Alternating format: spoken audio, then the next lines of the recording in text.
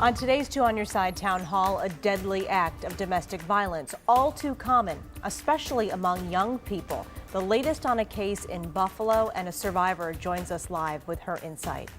Plus, answering some of your questions about the Derek Chauvin verdict from yesterday, including his sentencing and what happens to the other officers.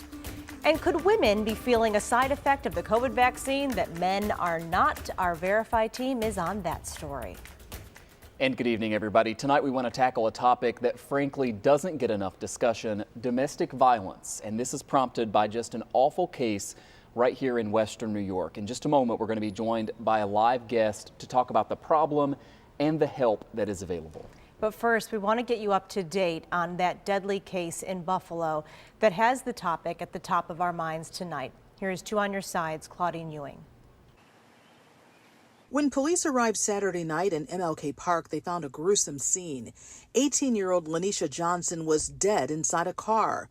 Buffalo police say she died of asphyxia. It appears that the victim was not only strangled, but severely beaten as well. Johnson knew the suspect. He's also 18. I can tell you that they definitely had a boyfriend-girlfriend relationship.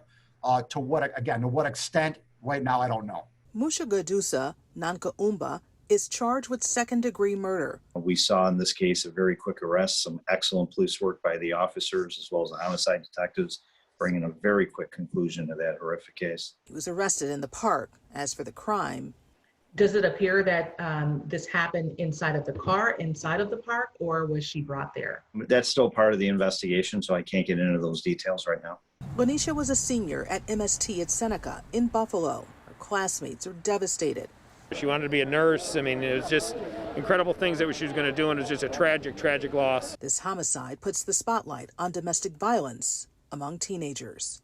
You hear lots of times that, well, he would never do that, or he would never hurt me, or he would never hit me.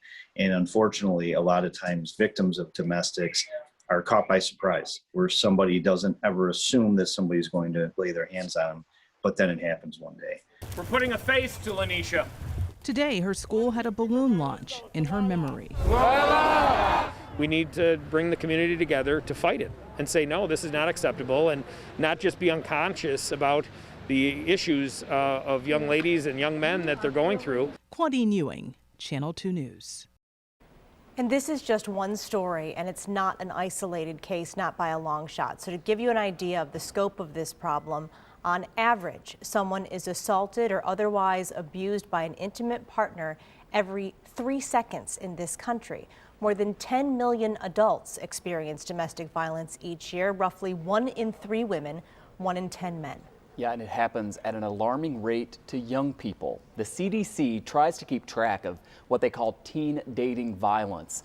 And the CDC says 26% of women and 15% of men experienced intimate partner violence before the age of 18. And the experts say something that may seem harmless, like teasing or name calling as part of a relationship, or even romantic, like wanting to spend every minute with someone, can really be red flags of abuse that can escalate to serious forms of violence. And all too often, all of this goes unreported. It's why it's so important for everyone to be educated and know some of the signs here. And joining us live right now is the operations manager for the Family Justice Center, Ava. Thank you so much for joining us. I know that you're also a domestic violence survivor. We're just using Ava, your first name, and we really appreciate you taking some time for us. Absolutely. Thank you for having me and focusing on this public health crisis. Yeah, and Ava, I think sometimes we think of domestic violence as a grown-up problem, but from your experience working with families, how big of a problem is this among teenagers, among young people, and is it something that's become more prevalent in recent years? Absolutely. It is something that we see every single day at the Family Justice Center. And really, it's a testament to the fact that regardless of age, you can be in a very serious, very violent, very deadly relationship. And that's something that we understand and we can help with. You know, stopping a problem before it happens is the best way, obviously, to deal with something like this. What are some of the warning signs that parents especially maybe can be looking out for in teenagers and in young people to try to prevent the violence from happening in the first place? The biggest thing, I think, is really to trust your gut You know when something's up, when something isn't right, and looking at things like, are they self-isolating? Are they experiencing injuries, bruises, broken bones, unexplained emotions, heightened anxiety or depression? A lot of times, especially with this young demographic, we want to equate that to school or possibly substance use. But absolutely looking at domestic violence as one of the reasonings.